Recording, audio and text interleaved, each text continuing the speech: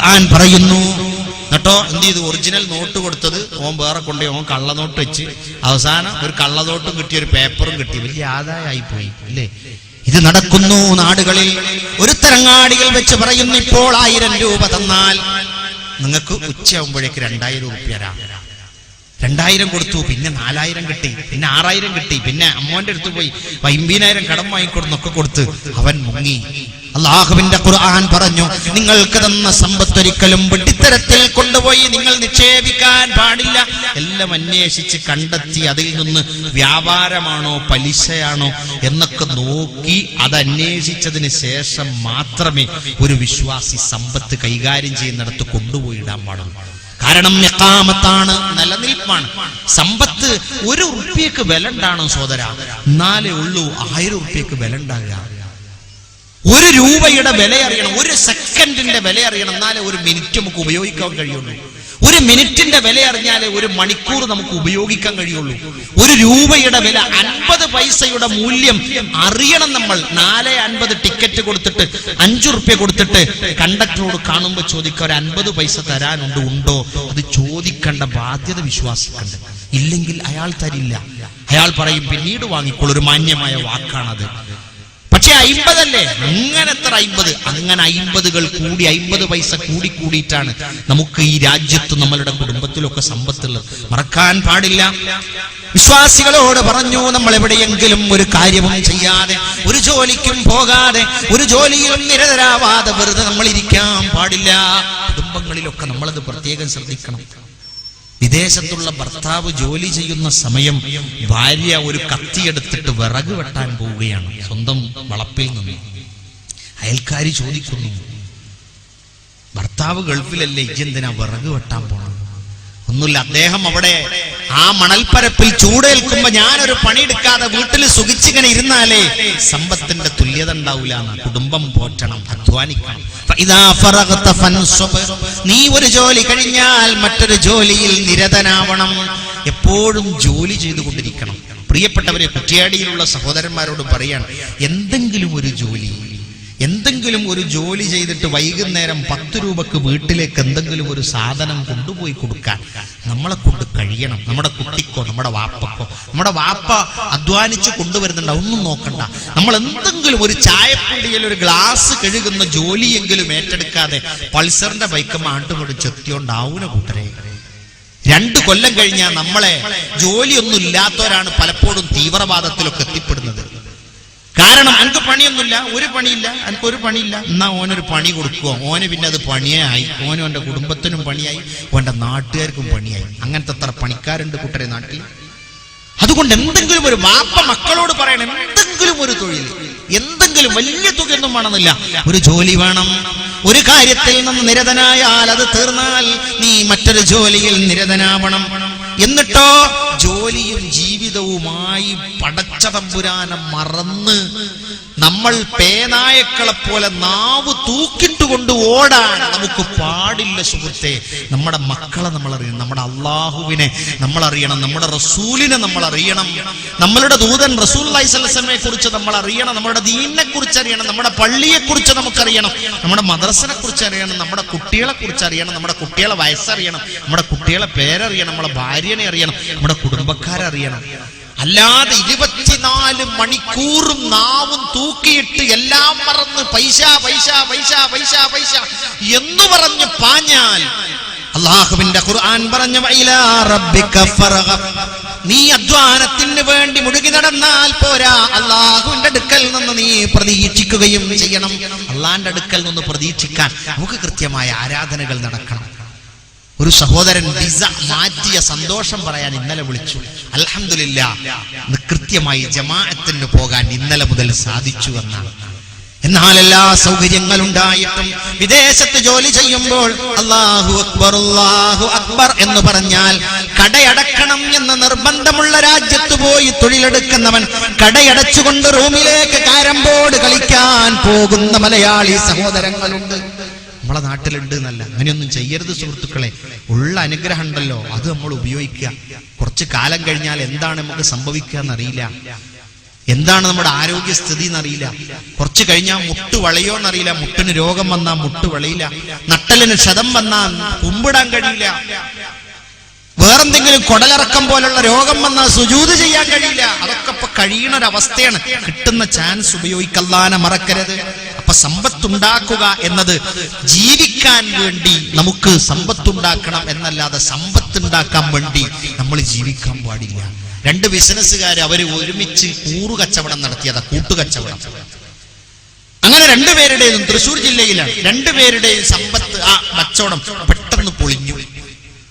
പെട്ടെന്ന് പൊളിച്ചപ്പോ ഒരാള് ആശുപത്രിയിലായി, മനസ്സൊക്കെ ആകെ വിഷമായി ടെൻഷനായി ആശുപത്രിയിലായി. മറ്റേ ആൾ ഇയാളെ നോക്കാനും.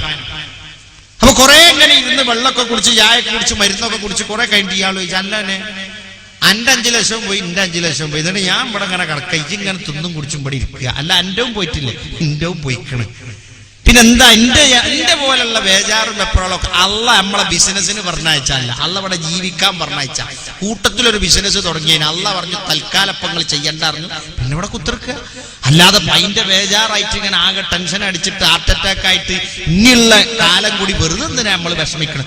അതോടുകൂടി സമാധാനമായി. അതൊരു പാഠമാണ്. അള്ളാഹു വിധിച്ചത് അള്ളാഹുവിന്റെ അള്ളാഹുവിന്റെ വിധിയിൽ വിശ്വസിക്കണം. അള്ളാഹു വിധിച്ചത് എന്താണോ അത് ഖൈറാണെന്ന് വിചാരിക്കുകയും ചെയ്യണം. ടെൻഷനായി വിഷമിച്ചുകൊണ്ട് ഏതെങ്കിലും കിണറ്റിലേക്ക് ചാടാൻ സോദരാ പോകരുത്. ആരെങ്കിലും ഒക്കെ ചിലപ്പോൾ എന്താ അറിയോ, കൂറുകച്ചവടം നടത്തുന്നവരും ശ്രദ്ധിക്കണം. ബിസിനസ്സിൽ പകുതി ലാഭം കിട്ടൽ തുടങ്ങിയാൽ പിന്നെ മറ്റോനെ ഒഴിവാക്കാൻ വേണ്ടി ചെമ്പിന്റെ തകിട് കൊണ്ടേക്കലും ഒഴിവാക്കാൻ വേണ്ടി മൂല്യാരെടുത്ത് പോലും ഒക്കെയാണ്. തൊള്ളൊറന്ന് പറഞ്ഞാൽ മതി എന്റെ ഷെയർ റേറ്റ് ഒഴിവായിക്കോ. തമ്മിൽ അങ്ങനെ നമുക്കൊരു കുഴപ്പമുണ്ട്.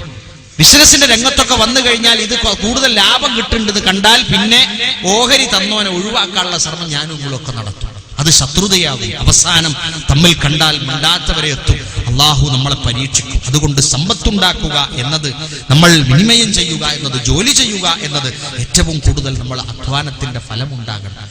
സുഹൃത്തെ, അധ്വാനത്തിന്റെ ഫലമില്ലാതെ വിയർപ്പിന്റെ കണമില്ലാത്ത സമ്പത്ത് അത് നമുക്ക് നിയന്ത്രിക്കാൻ കഴിയില്ല. പലപ്പോഴും ഉണ്ടല്ലോ നമുക്ക് അനർഹമായി കിട്ടുന്ന സമ്പത്ത് ചിലപ്പോൾ ഭാഗ്യം കൊണ്ട് കിട്ടും പെട്ടെന്ന്. മിനിഞ്ഞാന്ന് പാലക്കാടായിരുന്നു യാത്ര. ഒരു കൂട്ടുകാരന്റെ ബൈക്കിന്റെ അദ്ദേഹത്തിന്റെ മകനാണ് എന്നെ ബസ് സ്റ്റാൻഡിൽ കൊണ്ടുവന്ന് വിട്ടത്. മകനോട് ചോദിച്ചു വിശേഷങ്ങൾ എന്തൊക്കെ. ആ കുട്ടി പറയാ, അവൻ ഏകദേശം 18 വയസ്സ് പ്രായമുള്ളൂ. എന്റെ വാപ്പാക്ക് പടച്ചോൻ ഒരു 10 കൊല്ലത്തിന്റെ ഇടയിൽ എന്റെ വാപ്പാക്ക് പടച്ചോൻ കുറേ കൊടുത്തിക്കണ്. അത് പടച്ചോൻ കൊടുത്തത് എന്റെ വാപ്പ അതിനനുസരിച്ച് നന്ദി കാണിക്കുന്നുണ്ട്. എന്നോട് പറയാ, അവിടെ നിങ്ങൾ കയറി ചെന്നപ്പോ ഒരു കള്ളിത്തിനെടുത്ത മെലിഞ്ഞൊരാളെ കണ്ടില്ലേ, അതെന്റെ ഉമ്മയുടെ കുടുംബത്തിലെ ഒരു അളിയാക്കയാണ്. എങ്ങനെ അദ്ദേഹം അവിടെ എത്തി? അദ്ദേഹം നിലമ്പൂരിൽ ഒരു കാട്ടിലായിരുന്നു, കാട്ടിന്റെ ഓരത്തായിരുന്നു താമസം. എന്റെ വാപ്പ അവിടെ ഒന്ന് കാണാൻ പോയപ്പോ, അളിയാക്ക നിങ്ങൾ ഈ വീട് വിൽക്കി പോരി, ഞങ്ങളെ കൊണ്ടുപോകാം. എന്നിട്ട് ഇയാൾ വിൽക്കാൻ വെച്ച റിയൽ എസ്റ്റേറ്റ് ബിസിനസ് നടന്ന അയാൾ വിൽക്കാൻ വെച്ച 12 ലക്ഷത്തിന്റെ വീട്ടിലേക്ക് ഈ അളിയാക്കയെയും കുടുംബത്തെയും താമസമാക്കി 3 പെൺമക്കളെയും കല്യാണം കഴിച്ചയച്ചു. 17 വയസ്സായ മോൻ പറയാം, എന്റെ വാപ്പാക്ക് പടച്ചോൻ കൊടുത്തതുകൊണ്ടേ എന്റെ വാപ്പ അങ്ങനെ ചെലവാക്കുക, വാപ്പാക്ക് ഇപ്പോഴും പടച്ചോൻ കൊടുത്തുകൊണ്ടിരിക്കുക. കാരണം വിയർപ്പിന്റേതായ കണങ്ങളുണ്ടതിൽ. അല്ലാഹുവിന്റെ റസൂലുള്ളാഹി സ്വല്ലല്ലാഹു അലൈഹി വസല്ലം പറഞ്ഞു, എനിക്കൽ ഭക്ഷണം ഉണ്ട്. റസൂലുള്ളാഹി സ്വല്ലല്ലാഹു അലൈഹി വസല്ലം സൗജന്യ ഭക്ഷണങ്ങൾ കഴിക്കുകയായിരുന്നില്ല. നബി തങ്ങൾ പറഞ്ഞു, റിസ്ഖി തഹ്ത ളിൽ റുംഹി, എന്റെ ഭക്ഷണം എന്റെ ഇതായി കുന്തത്തിന്റെ താഴ്ഭാഗത്താണ്. അധ്വാനിക്കാനുള്ള ആയുധത്തിന്റെ താഴെയായിരുന്നു റസൂലുള്ളാഹിയുടെ ഭക്ഷണം. നബി സല്ലല്ലാഹു അലൈഹി വസല്ലം മക്കളെ പറയാണ്, പാപ്പ അധ്വാനിച്ച പണം കൊണ്ട് ചിലപ്പോ 2-3 മാസമൊക്കെ നമുക്ക് ജീവിക്കാന്ന് വരും. അങ്ങനെയാകരുത്. നമ്മളുടേതായ അധ്വാനങ്ങൾ ഉണ്ടാകണം. പ്രിയപ്പെട്ട ഉമ്മാ മക്കൾക്കത് ബോധ്യപ്പെടുത്തി കൊടുക്കണം. നമുക്ക് ലഭിച്ച സമ്പത്ത് കൊണ്ട് നമ്മൾ ജീവിക്കുമ്പോൾ അധ്വാനിച്ചുണ്ടാക്കിയതാണെന്ന ബോധമുണ്ടാകണം. പലപ്പോഴും നമുക്ക് സമ്പത്ത് ഞാനുങ്ങളും ചെലവാക്കണ കാണുമ്പോ നമുക്ക് വെറുതെ കിട്ടിയതാണോ അയലോക്കത്തെ വേലായുധനോ ഒക്കെ തോന്നിപ്പോ മുമ്പിന് വെറുതെ കിട്ടണാണ്. അങ്ങനെ തോന്നുന്നത് വെറുതെ കിട്ടിയത് കൊണ്ടല്ല. നമ്മൾ ചെലവഴിക്കുന്നതിൽ നിയന്ത്രണമില്ലാതെ പോകുമ്പോൾ ആ സമ്പത്തിന്റെ വിനിയോഗം, ധനവിനിയോഗം ദുർവ്യയം ചെയ്യുമ്പോ പണം വിലവില്ലാത്തവനാണെന്ന് തോന്നിപ്പോകുന്നതാണ്. അങ്ങനെ ഉണ്ടാകാൻ പാടില്ല. വിശ്വാസികളെ സംബന്ധിച്ചിടത്തോളം റസൂലുള്ളാഹി സ്വല്ലല്ലാഹു അലൈഹി വസല്ലം പറഞ്ഞു, മനുഷ്യനെ സംബന്ധിച്ച് എല്ലാമായി എന്ന തോന്നൽ ഉണ്ടാകാൻ പാടില്ല. സമ്പത്തെന്ന് പറയുന്നത് കാർമേഘം പോലെയാണ്. ആകാശത്തുള്ള കാർമേഘത്തെ ചൂണ്ടിക്കൊണ്ട് സുഹൃത്തെ, കുറ്റ്യാടിയിലേക്ക് പെയ്യാനുള്ള മഴയാണെന്ന് ഒരാളും പറയാറില്ല. കാരണം അതങ്ങോട്ട് പോകും. ഇതുപോലെയാണ് നമ്മളുടെ സമ്പത്ത്. ആ സമ്പത്തുണ്ടാകുമ്പോൾ അത് വിനിയോഗം ചെയ്യുക. റസൂലുള്ളാഹി സ്വല്ലല്ലാഹു അലൈഹി വസല്ലം പറഞ്ഞു, 5 കാര്യങ്ങൾക്ക് മുമ്പ് നിങ്ങൾ 5 കാര്യങ്ങളെ നിങ്ങൾ ഉപയോഗപ്പെടുത്തണം. ഏതാണത്? അതിൽ ഒരു കാര്യം പറഞ്ഞു, നീ നിന്റെ ഐശ്വര്യത്തെ നീ ഉപയോഗിക്കുക. നിന്റെ ഐശ്വര്യത്തെ ഖബല ഫഖരിക, നിന്റെ ദാരിദ്ര്യത്തിന്റെ മുമ്പ് നിന്റെ ഐശ്വര്യത്തെ നീ ഉപയോഗപ്പെടുത്തുക. ഇപ്പൊ നമുക്കുണ്ട്, ഇനി നാളെ ചിലപ്പോൾ ഉണ്ടാവില്ല. ഇന്നുണ്ട്, നാളെ ഉണ്ടാവില്ല. ഇന്ന് ജീവിതമുണ്ട്, നാളെ ചിലപ്പോൾ മരണമായിരിക്കും. ഇന്ന് ചിലപ്പോൾ ആരോഗ്യമുണ്ട്, നാളെ നിനക്ക് ചിലപ്പോൾ ആരോഗ്യമുണ്ടായിരിക്കുകയില്ല, രോഗമായിരിക്കും. ഇപ്പോൾ എന്താണോ നിന്റെ കയ്യിലുള്ളത് അത് നീ ഉപയോഗിക്കണം. സമ്പത്തുള്ളത് ഇപ്പൊ നമ്മൾ ഉപയോഗിക്കുക. നാളെ ചിലപ്പോൾ ദാരിദ്ര്യമാണ് വരിക.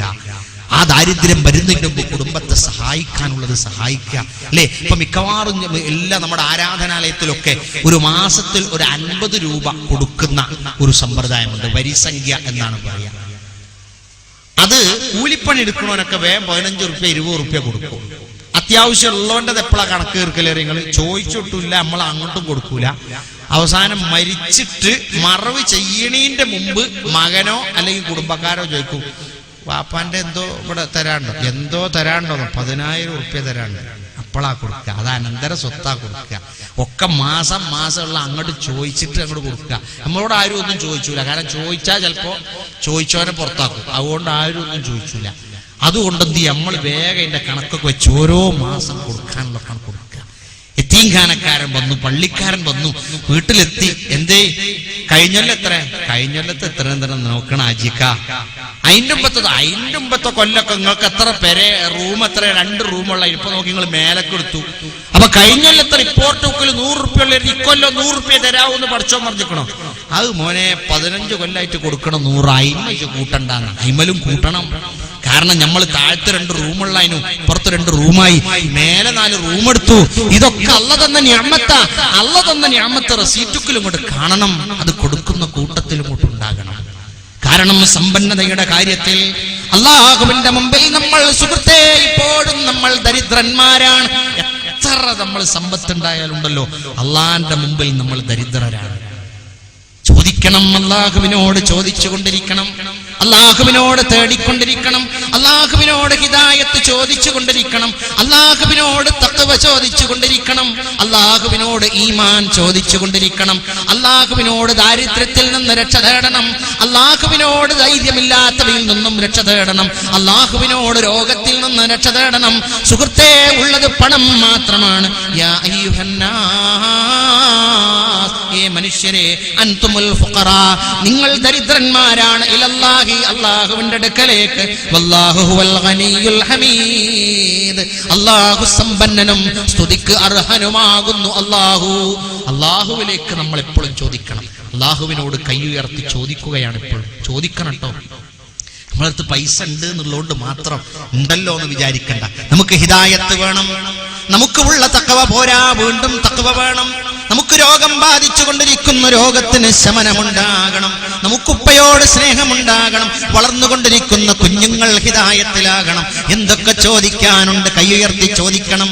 ഉള്ള സമ്പത്ത് കാർമേഘം പോലെയാണ്. റസൂലുള്ളാഹി സ്വല്ലല്ലാഹു അലൈഹി വസല്ലമ അങ്ങനെയാണ് പഠിപ്പിച്ചിട്ടുള്ളത്. ഈ സമ്പത്ത് എന്നത് നമുക്ക് നല്ല ഗുണത്തിനാകണം. അത് ശേഖരിക്കുമ്പോൾ ഹലാലാണോ ഹറാമാണോ എന്നൊക്കെ ആദ്യം തന്നെ നോക്കണം. എല്ലാം കിട്ടിക്കഴിഞ്ഞിട്ട്, പൈസയൊക്കെ ആയിക്കഴിഞ്ഞിട്ട് അത് ഹലാലാണോ ഹറാമാണോ എന്ന് ഉസ്താദുമാരോട് ഇങ്ങനെ ചോദിച്ചാൽ ഉസ്താദ് പറയാണ്, അത് മോനെ അത് ഹറാമാണ്, അത് ഹറാമാന്നാ. എന്നാ നിങ്ങൾ ഇങ്ങോട്ടൊന്നും ഞാൻ നിങ്ങളോടൊന്നും ചോദിച്ചിട്ടില്ല, നിങ്ങൾ ഇങ്ങോട്ടൊന്നിട്ട് പറഞ്ഞിട്ടില്ല. എന്നിട്ട് നമ്മൾ നമുക്ക് ഹലാലാണെന്ന് പറഞ്ഞു തരാൻ പറ്റണ മൗലവിമാരെ തെരഞ്ഞെടുക്കുക.